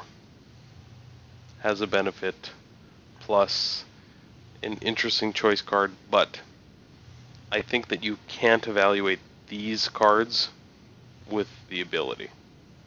No. So I think strictly by itself, it's probably more between package and dirtily, but in our cube, I think it fits in pretty easily. I'd be willing to try it out if I got my hands on a copy. Sure. Way too expensive right now, though. Yeah, I mean, I agree with Andy. I didn't even double check this card. This card wasn't on my radar. No, but I didn't think about it until Andy was just saying that the thing about our cube having tokens and etc. So the first ability is interesting for our cube. I really don't see this in a lot of cubes though, guys. No. I don't think it's really special for 5 for a 3/3. The second ability is extremely specific. I'm gonna say package, but it works in our cube because our cube is sort of package. Did that make any sense? Or should I? Yeah. No, I mean, no, it fits in a package or an archetype that's in our cube. I would say more. Well, that's what I still don't understand our ranking system. I'm saying package in the sense that a cube needs to be set up in a certain way, and ours is. Yeah. I'd like to discuss this more. I'm not feeling this card, and the reason I'm not feeling this card is because it doesn't have haste. I feel like but it also doesn't need to attack to enable the ability, unlike Hull Rider, which it needs to attack to enable the ability. That's a good point. Mm-hmm. Sure. That's one point.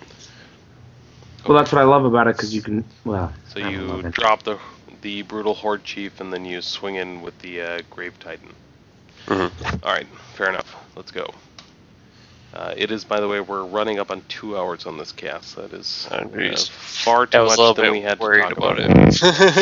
Shaman of the Great Hunt. Okay, this is a 1 red 3 for 4/2 haste. Whenever a creature you control deals combat damage to a player, you may put a +1/+1 counter on it. Ferocious, the ability we don't care about. Draw a card for each creature you control with power 4 or greater.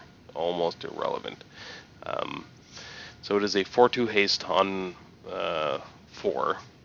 That puts a +1/+1 counter on any creature, including it, that deals combat damage to a player. Makes them all Innistrad vampires. Right. So these are, or what's the Sliths, right? Right. Yeah, Slith's probably better. Yeah. I'm going to probably say Dirtle, but I'm going to push to get it into our cube just because I think it's funny. I think it's a Dirtle card that goes in our cube too. That's what I would say. I said that we have again, the fact that it puts +1/+1 counters on stuff means something. My hesitation is, and I've made this argument many times, is that we don't have evasion in red. And maybe nobody has evasion in red, but I feel like red has such a hard time getting through. Turn 4, turn 5, turn 6. That's my concern. Yeah. Also, the 4-drop slot's a little hard to do it. I still want to, I guess, mainly because I think this might work in our red. I feel like there was something terrible in the 4-drop in our cube, actually. Well, we can discuss it yet. There's not. No, never mind. There No, was. we cleaned up the 4-drop slot. Yes, yeah. We threw in the Hellred. Yeah, we cleaned it up. You're right. It's just remnant ideas. I John. like the art. That's about it. Yep. I don't think it's going to go on most cubes. The only reason why I want to talk about it is because I have a dream of trying to get this in the cube for no reason. Fine. Well, the art is good. I love 4-2 haste. It's fine. Yeah. Okay. Yasova Dragonclaw, one of the 2 first cards spoiled for this set. I don't want to talk about this card. Yeah, I don't want to either. Alright. So, that's my The extent. effect's actually pretty powerful, but... It is. I'm just not interested. What's cool, this is a 4-2 trample on 3. That's what's cool. Sure. And the art. Yes. No, it's a cool card. I would put this in some deck that I built. I'm cracking the pack. Yeah. We don't have support. I think hours. it's fine. So, I mean, the one thing I know that we did did... trample.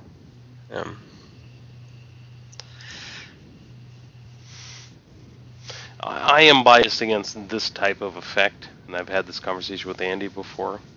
So I maybe shouldn't speak on this subject, but this grab the reins effect is not. It's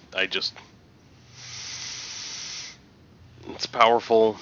It's just not interesting to me, so I don't think I can speak fairly on this. I'm more interested in the fact that it's a 4-2 trample on 3 than. Well, that's what I'm saying. Like, even if you put that aside, that's relevant already. 3 for a 4-2 trample. I mean, I think that honestly, if you can't cast the ability, it's not worth playing. I think it dies too easily. Right. It's interesting because that's an aggressively costed card, but is effectively useless. So without the ability, right? So you look at it and you say, oh, 4-2 trample, 4-2 on 3 with trample, but what that equates to in actual gameplay is basically nothing. So the one thing that we didn't have on our list was Ugin or Ujin. Yeah, right. Should I bring it up if I can? Sure. I don't know if we actually want to talk about it too much because we were like way over on our time, but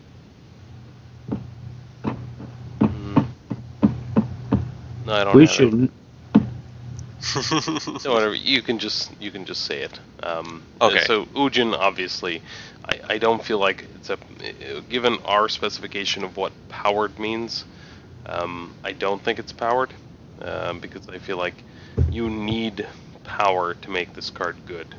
I wouldn't replace Karn with it unless if you are in a very specific cube and if you think that this card replaces Karn, you know that, and you don't have to have somebody tell you that.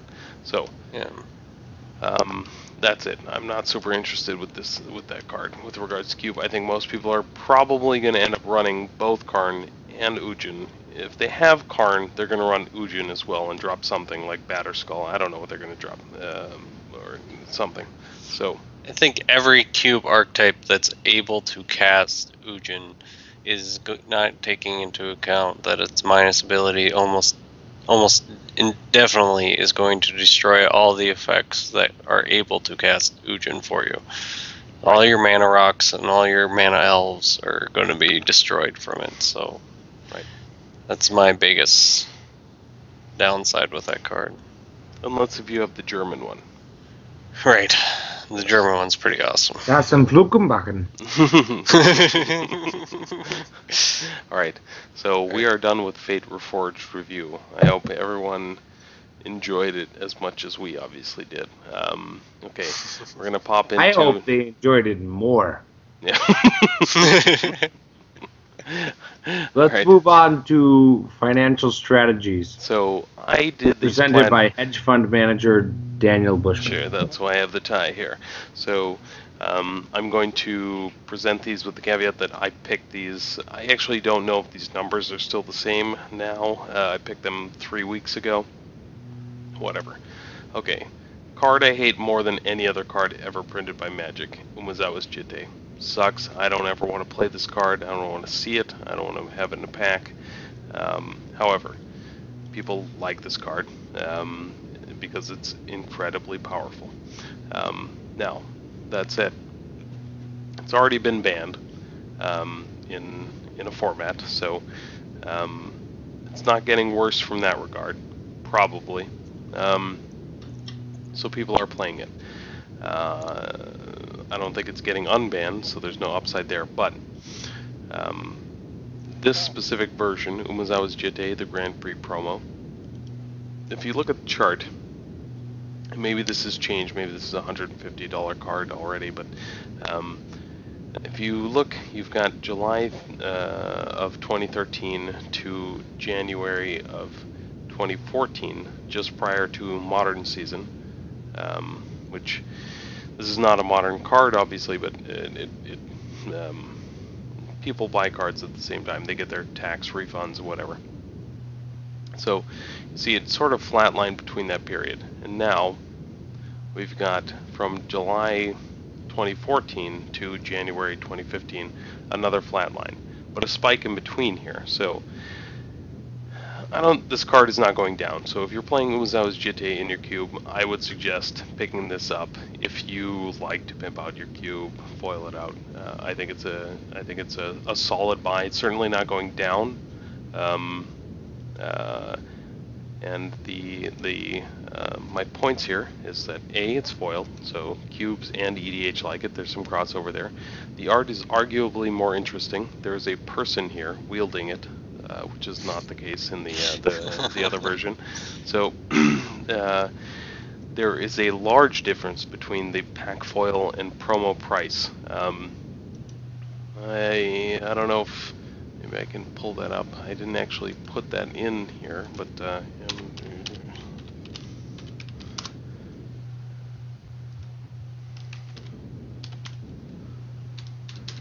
so as of today, the foil price of a pack foil Umezawa's Jitte is $260 roughly. Just mean average price. So $260 versus about under $60. So it's a $200 swing for a foiled version. So a lot of people care about just having a foil to have everything foiled in their cube.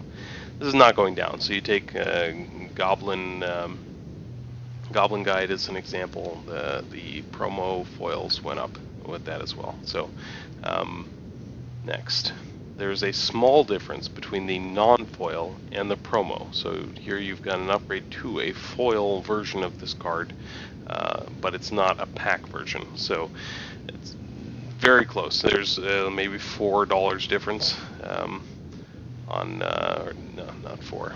Let's go back here. I'm speaking incorrectly. So Umezawa's Jitte is $34 average price right now, non-foil pack. So $34.55.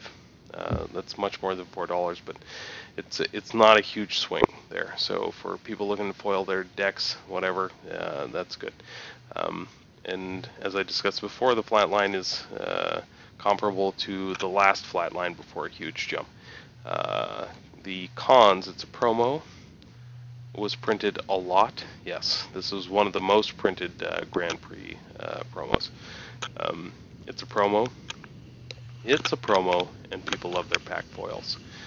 Moving along, a Thirst for Knowledge, just randomly picking cards that I think have a foil or interesting version that is maybe underpriced and is used a lot in cubes. Thirst for Knowledge. Pros, it is foiled. The art is arguably more interesting. I think it's pretty much universally accepted that this is the coolest art version of Thirst for Knowledge. Relatively low buy-in, we're talking $477 for a pretty common cube card. Cons, it's a promo, it was printed a lot, it's a promo, people love their pack foils. The same cons as every single, I do a lot of promo cards, and some people just don't like them, so it's individual prerogative. So John, lead us into our next section here.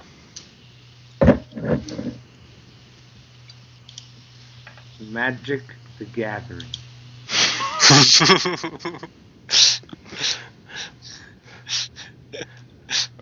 Say we're going into a bag of mail, something like that. I'm not exactly sure. Well, I think we want to talk a little bit about how to resolve an issue with a play group. Right. That's our mailbag. Yes. Okay. So we just picked this. This was a theoretical mailbag question, but really it's just a jumping off point for us to discuss an issue that we had in our play group, and we'd like to discuss how we handled it. Maybe you have the same problem. So, John, I didn't talk to you about this before, but I'd like to just bring up. So, let's say that there's one person in your play group who carries a loaded weapon in his pants, like a firearm. And you've invited him over to your house to play Magic.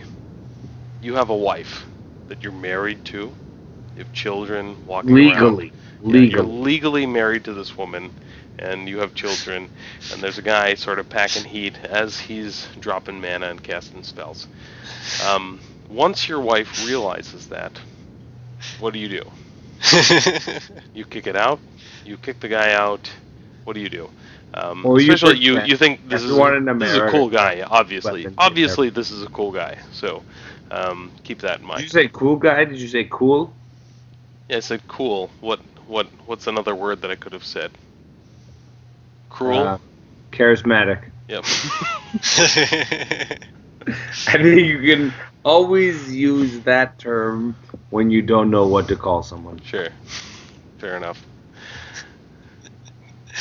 Anyway, Dan, I think what you have to say is valuable.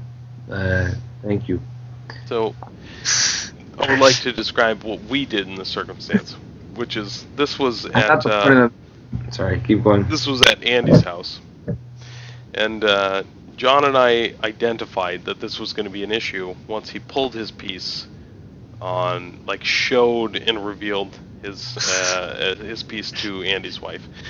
And John and I immediately, without discussion, understood that we needed to convince Andy's wife that that was super normal, and everything was cool, and that actually it was probably better that he was packing heat. Maybe something could happen. I will tell you, every time he says, "Does this resolved?" I was a little bit scared. I just like when Dan says packing heat. I like it when you say package, John.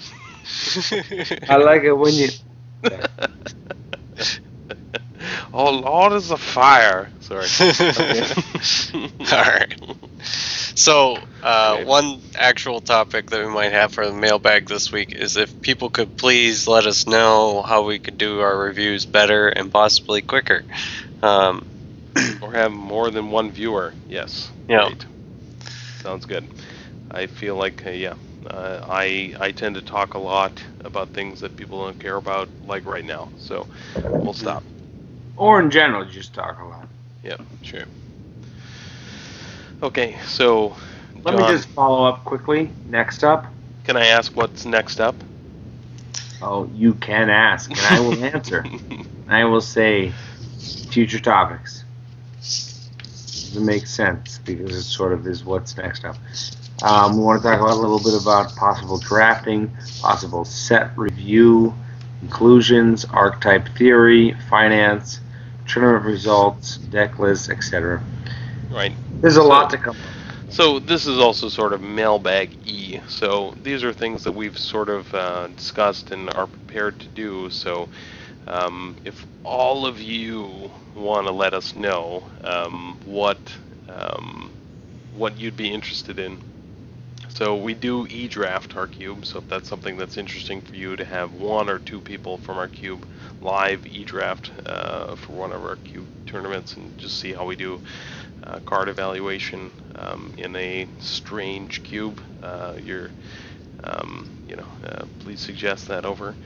And then set review, obviously we won't have set reviews until I guess Dragons of Tarkur is the next thing coming out. There's no promo special set in between, as far as I know. Nothing that's coming out with new cards, yeah. Right. So, there's reprints within, silly decks. The inclusions piece of that would be card swaps, I'm assuming. So, just us evaluating cards that don't work in our cube, vis-a-vis like land tax, Llanowar Mentor, and show and tell would be examples of cards I would love to get out of our cube, and we just swap it out, not necessarily with new cards, but cards that work. I don't think finance is probably interesting now, given that there's a ban, but it's not going to be interesting in a month from now, so it's probably not a